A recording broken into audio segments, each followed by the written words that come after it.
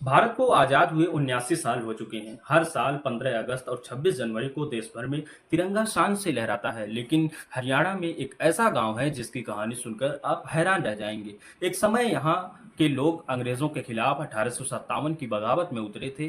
अंग्रेजों ने गांव पर ऐसी कार्रवाई की कि जमीनें छीन ली गई और कई ग्रामीणों को मौत के घाट उतार दिया गया। और यही वजह है कि लंबे समय तक रोहनात के ग्रामीण राष्ट्रीय पर्वों पर तिरंगा फहराने से भी दूर रहे। रोहनात हरियाणा के हिसार क्षेत्र में स्थित गांव है। 1857 में जब अंग्रेजी हुकूमत के खिलाफ विद्रोह भड़का तो रोहनात के ग्रामीण भी इसमें शामिल हो गए। हिसार और हांसी इलाके में अंग्रेजों के खिलाफ लड़ाई में गांव के लोगों ने भाग लिया, लेकिन विद्रोह दबाने के बाद अंग्रेजों ने रोहनात को कड़ी सजा दी। ऐतिहासिक रिकॉर्ड और स्थानीय विवरणों के अनुसार गांव की बड़ी मात्रा में जमीन जब्त करके नीलाम कर दी गई। कुछ ग्रामीणों को गिरफ्तार किया गया और कई लोगों को बेहद क्रूर दंड दिया गया।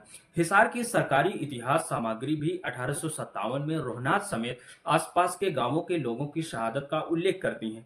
कहा जाता है कि अंग्रेजों की कार्रवाई सिर्फ लोगों तक सीमित नहीं रही, रोहनात के लोगों की जमीनें भी छीन ली गईं। एक पुराने रिकॉर्ड के मुताबिक 1858 में करीब 22,656 बीघा जमीन की नीलामी हुई थी। हांसी की एक सड़क, जिसे आज भी लाल सड़क कहा जाता है, गांव की उस भयावह कहानी से जोड़ी जाती है जहां ग्रामीणों को ब्रिटिश दमन का सामना करना पड़ा था। जरा सोचिए, जिन लोगों के पूर्वजों ने आजादी की लड़ाई में हिस्सा लिया, उन्हीं के परिवार दशकों तक अपनी जमीन और सम्मान वापस पाने की लड़ाई लड़ते रहे। 1947 में देश आजाद हो गया, लेकिन रोहनात के ग्रामीणों का कहना था कि उनके पूर्वजों से छीनी गई जमीन का पूरा न्याय अब तक नहीं हुआ है। इसी नाराजगी के कारण गांव में लंबे समय तक स्वतंत्रता दिवस और गणतंत्र दिवस पर तिरंगा नहीं फहराया गया।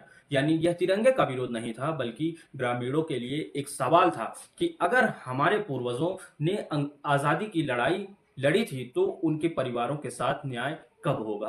हालांकि कहानी हमेशा ऐसी नहीं रही। 2018 में रोहनात में पहली बार गणतंत्र दिवस से जुड़े कार्यक्रम में राष्ट्रीय ध्वज फहराए जाने की खबर सामने आई। इसके बाद गांव की इस ऐतिहासिक कहानी को सार्वजनिक रूप से सामने लाने और शहीद गांव का दर्जा देने जैसी मांगे भी उठती हैं।